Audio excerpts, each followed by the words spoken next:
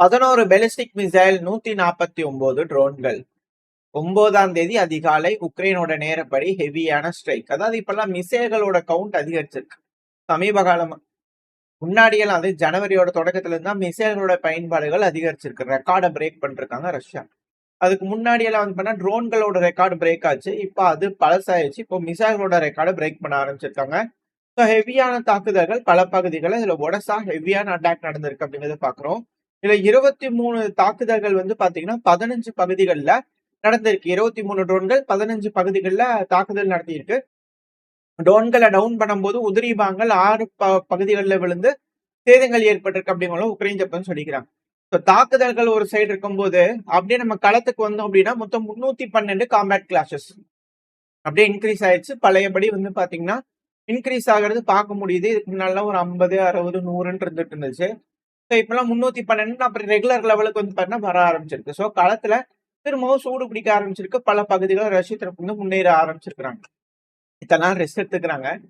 Regroup ஆகி regain ஆகி இப்போ பயங்கரமான தாக்குதல்கள் ரஷ்ய தரப்பு வந்து இறங்கியிருக்கிறாங்க. மொத்தம் 312 காம்பேட் கிளாஷஸ் கடந்த ஒரு நாள்ல 24 மணி நேரத்துல வந்து பாத்தீங்கன்னா இது போல தாக்குதல்கள் ரஷ்யா உக்ரைனோட கட்டுப்பாட்டுக்குள்ள இருக்கக்கூடிய பகுதிகளில் பண்ணிக்கிறாங்க. இதுல 65 ஏர் ஸ்ட்ரைக், அதாவது விமானங்களை யூஸ் பண்ணி ஏர் டாமினன்ஸ் எந்த அளவுக்கு அப்படிங்கிறது பாக்குறோம். ஒரே நாள்ல 65 ஏர் ஸ்ட்ரைக் 24 மணி நேரத்துல, அதுவும் 148 கைடட் குண்டுகள். இப்பெல்லாம் 150 அந்த ரேஞ்ச் வந்து பண்ணா டச் பண்ணிட்டே இருக்கிறாங்க. மாசத்துக்கு வந்து பாத்தீங்கன்னா ஒரு 5000 கிராஸ் பண்ணிடுவாங்க அப்படிங்கிற சொன்னோம். 5000 கிராஸ் ஆயிருந்தது. இதுக்கப்புறம் டார்கெட் 6000 அப்படிங்கிறத பிக்ஸ் பண்ணி ஏரியல் குண்டுகளை போடுவாங்களா என்ன எதுங்கிறது தெரியல. ஆனா இந்த ட்ரோன்கள் பயன்பாடு, இந்த ட்ரோன்கிறது வந்து பாத்தீங்கன்னா வேற. இதுக்கு முன்னாடி நம்ம சொல்லியிருந்தோம் 11 மிசைல்கள், அப்புறம் 149 ட்ரோன்கள். அது வந்து இந்த ஷாகி ட்ரோன்கள், ஜீப்ரா ட்ரோன்கள், அதெல்லாம் வந்து பாத்தீங்கன்னா சிட்டிஸ்ல அடிக்கிறது, மக்கள் வாழும் பகுதிகளில். இப்ப நான் சொல்ல போற ட்ரோனோட கவுண்ட் வந்து பாத்தீங்கன்னா களத்துல மட்டும் யூஸ் பண்றது 3960 ட்ரோன்கள். பாம்பர் ட்ரோன்கள், உளவு பார்க்கக்கூடிய ட்ரோன்கள், எஃபிவி ட்ரோன்கள், ஸோ இது போல எல்லாமே அழிவுகளை ஏற்படுத்தக்கூடிய ட்ரோன்கள் தான். ஸோ இது எல்லாமே வந்து பாத்தீங்கன்னா 3960 ட்ரோன்கள் ரஷ்யா களத்துல பயன்படுத்துறாங்க. ஸோ குறையில்லாம வந்து பாத்தீங்கன்னா ட்ரோன்களோட கவுண்ட் வந்து இன்க்ரீஸ் ஆயிருக்கு. ஏரியல் குண்டுகள் இன்க்ரீஸ் ஆயிருக்கு. ரெண்டாவது களத்துல தாக்குதலோட வீரியம் இன்க்ரீஸ் ஆயிருக்கு. ஸோ திரும்பவும் ஒரு அஃபென்சிவ் ஆபரேஷன்ல ரஷ்ய தரப்பு இறங்கி இருக்கிறாங்க. பகுதிகள் மிக பெருமளவுல பிடிக்க ஆரம்பிச்சிருக்காங்க. அதுவும் சுமி ஓப்லாஸ்ட்ல வந்து பாத்தீங்கன்னா சுமி கர்கிவ்ல ஹெவியான அட்டாக்ஸ் வந்து பாத்தீங்கன்னா இருக்குது. நம்ம சேனல்ல பாக்குறவங்களுக்கு தெரியும். ஒரு மாசத்துக்கு முன்னாடி இருந்து இந்த இடத்துல ஆளுங்க குமிக்கிறாங்க, தாக்குதல் நடக்க வாய்ப்பு இருக்கு அப்படிங்கலாம் சொன்னோம் இல்லையா? ஸோ இப்ப கண் கூட தெரியுது. பல பகுதிகளும் முன்னேற ஆரம்பிச்சிருக்காங்க. இந்த ட்ரோன்கள் அப்படிங்கும்போது 3960 ட்ரோன்கள் அப்படிங்கும்போது உக்ரைனோட இன்டெலிஜென்ஸ் தரப்பு வந்து மண்டை காமிச்சிருப்பாங்களே, யாருங்க இவங்க, எங்க இருந்தா இந்த ட்ரோன்கள்லாம் வருது அப்படிங்கிறது போல டிபார்ட்மெண்ட் ஆஃப் இன்டெலிஜென்ஸ் டிஐயு உக்ரைனோட இன்டெலிஜென்ஸ் வந்து பாத்தீங்கன்னா இன்டெலிஜென்ஸ் ஆஃப் உக்ரைன் ரஷ்யாவோட 21 நிறுவனங்களை வந்து பாத்தீங்கன்னா கண்டுபிடிச்சிக்கிறாங்க. எந்தெந்த பகுதிகளில் இருக்கு அப்படிங்கிற கண்டுபிடிச்சிக்கிறாங்க. ஸோ இந்த கம்பெனிஸ்லாம் வந்து பாத்தீங்கன்னா ட்ரோன்களை உற்பத்தி பண்ணுது. அவங்கதான் போர், நம்மளுக்கு எகெயின்ஸ்டான போருக்கு வந்து பாத்தீங்கன்னா இந்த உற்பத்தி பண்ணி களத்தை கொண்டு வந்து கொடுக்குறாங்க அப்படிங்கிறத எடுத்துக்கிறாங்க. என்ன இதுக்கப்புறம் அந்த பகுதிகளில் அடிப்பாங்களா? ஸோ இண்டஸ்ட்ரியல் ஃபெசிலிட்டிஸ்லாம் தாக்குறதுக்கு உக்ரைன் தரப்பு தயாராகிறாங்களா அப்படின்ற கேள்விகள் இருக்கு. இது மிக பெரும் பேசுபொருளா மாறிட்டு இருக்கு. ஏன்னா இது போல இது ஒரு செய்தியா நம்ம கடந்து போயிடலாம். பட் ஆனா இதை தெரிஞ்சு வச்சுக்குவோம். இன்கேஸ் இது நடந்ததுன்னா நம்ம முன்னாடியே பார்த்துருக்கிறோம் இல்லையா அப்படின்னு சொல்லிக்கலாம் இல்லையா? தான் மற்றபடி ஒன்றும் இல்லை. என்ன அப்படின்னா இது போல லிஸ்ட் எடுக்கிறாங்க அப்படின்னா கம்பெனிஸ் எல்லாம் டார்கெட் பண்றாங்க உக்ரைன் தரப்பு. ஸோ இது போல அதிகமான ட்ரோன்கள் அங்கிருந்து ப்ரொடியூஸ் பண்றாங்கன்னா இதுக்கப்புறம் இண்டஸ்ட்ரியல் ஃபெசிலிட்டிஸ் அட்டாக் பண்றாங்க அப்படின்னா ரஷ்யாக்குள்ள மக்கள் வாழும் பகுதி, மக்கள் குடியிருக்கும் பகுதி, மக்கள் வேலை செய்யக்கூடிய பகுதிகள். இப்ப ரஷ்யா வந்து உக்ரைனோட ஆயில் இன்ஃப்ராஸ்ட்ரக்சர், இது போல எலக்ட்ரிக்கல் இன்ஃப்ராஸ்ட்ரக்சர்ல அடிக்கும் போது உக்ரைன் ஆயில் டிப்போ மட்டும் தான் குறி வச்சுட்டு இருந்தாங்க. மிலிட்டரி ரீதியா எங்க அட்டாக் பண்ணலாம் அப்படிங்கிற விஷயங்கள் அவங்களுக்கு தெரியல. இப்போ இது போல லிஸ்ட் எடுக்கிறாங்க அப்படிங்கும்போது அந்தந்த பகுதிகள், இப்ப மாஸ்கோவா இருக்கலாம், சில பகுதிகள் இருக்கலாம். ஸோ அங்கெல்லாம் இம்பார்ட்டன்டான இண்டஸ்ட்ரியல் ஜோனு இது போல லிஸ்ட்ல இந்த 21 கம்பெனிகள் இருக்குன்னா அது மேல நாங்க தாக்குதல் பண்றோம் அப்படிங்கிற சொல்லி பண்ணாங்கன்னா இது மிக பெருமளவில் எஸ்கலேஷனா மாறும். அது போல ஏதாவது நடக்குதா என்ன ஏதுங்கிறது பார்க்கலாம். அதுக்கு ரஷ்ய தரப்பு வந்து எந்த மாதிரியான தாக்குதல்கள் எடுக்க போறாங்க, முன்னெடுக்க போறாங்க அப்படிங்கிறது பார்க்கலாம். ஏன்னா ஆயில் மேல அடிக்கிறாங்க இல்லையா? ஒரு நாளைக்கு அவங்களும் 100 ட்ரோன்கள் 120 ட்ரோன்கள் அனுப்பிட்டு தான் இருக்கிறாங்க உக்ரைன் தரப்பு வந்தும். பட் ஆனா அது பெருமளவுல கை கொடுக்கல. அதுக்கான காரணம் ரஷ்யா இந்த ஆயில் செக்டார்ஸ் எல்லாத்தையும் வந்து பாத்தீங்கன்னா ஸ்ட்ரென்தன் பண்ணிட்டாங்க. ஏர் டிஃபென்ஸ் சிஸ்டம் யூஸ் பண்ணி ஆளுங்கெல்லாம் மொபைல் யூஸ் பண்ணி ஃபுல்லா ஸ்ட்ரென்தன் பண்ணிட்டாங்க. நிறைய விஷயங்கள் வந்து பாத்தீங்கன்னா அவங்க செஞ்சிருக்காங்க லேயர் டிஃபென்ஸ் சிஸ்டம் மூலியமா. அதனாலதான் பெருத்த சேதம் அப்படிங்கிறது ரஷ்யாக்குள்ள ஏற்படுத்த முடியறது இல்ல. இப்போ இது போல எல்லா பக்கத்துலயும் அடிக்கும்போது பல இடங்கள்ல வந்து பண்ணா ரஷ்யா ஆளுங்களை டிப்ளாய் பண்ணும்.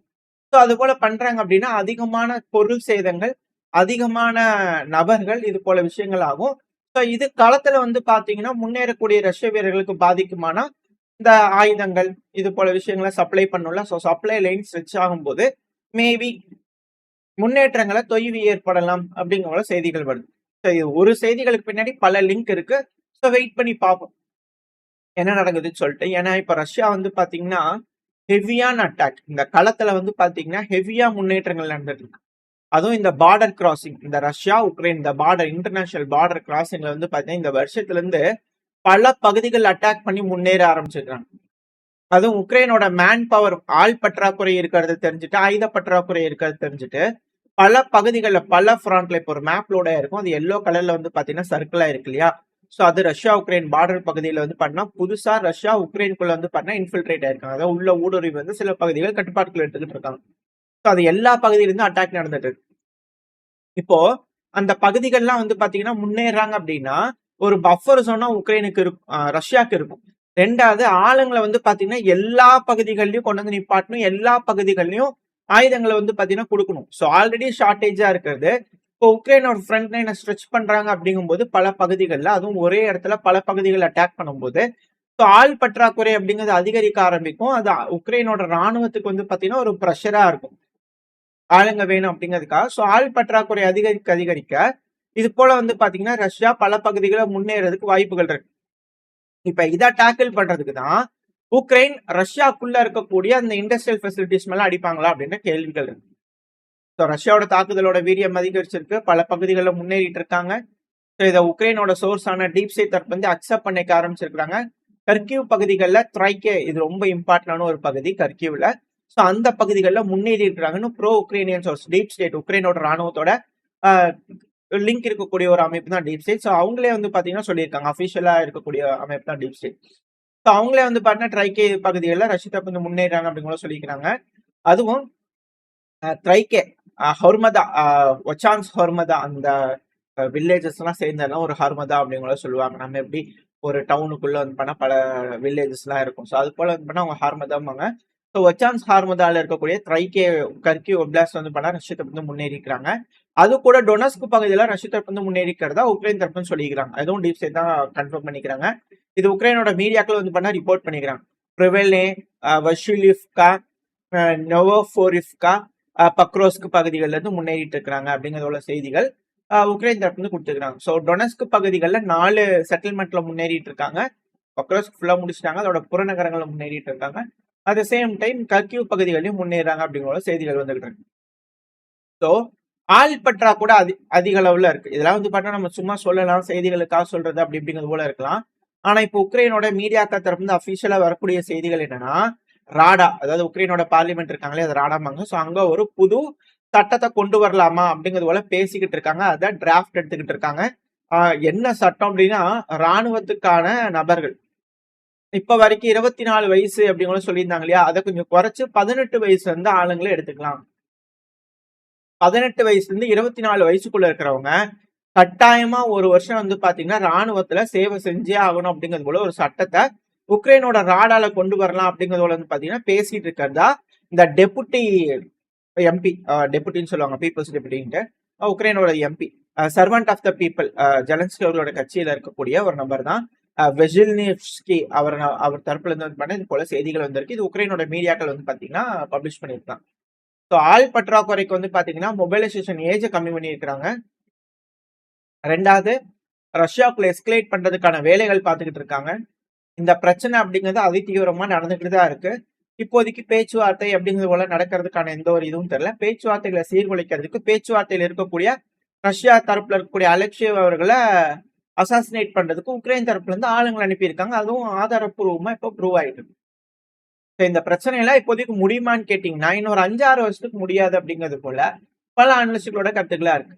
ஏதோ தேவதூதர் அமெரிக்காவோட அதிபரான டொனால்டு ட்ரம்ப் அவர்கள் மனசு வச்சா இந்த பிரச்சனையை பேசி முடிப்பாரு அப்படிங்கிற நம்பிக்கையில இந்த பதிவை நான் முடிச்சுக்கலாம். இந்த பதிவு எப்படின்னு உங்களுக்கு பிடிச்சிருக்கா? பிடிச்சுனா லைக் பண்ணிட்டு உங்க ஃப்ரெண்ட்ஸ் நம்ம ஷேர் பண்ணிக்கோங்க. அது கூடவே மறக்காம நம்ம சேனலோட சப்ஸ்கிரைப் பண்ணலாம், மறக்காம சப்ஸ்கிரைப் பண்ணிக்கோங்க.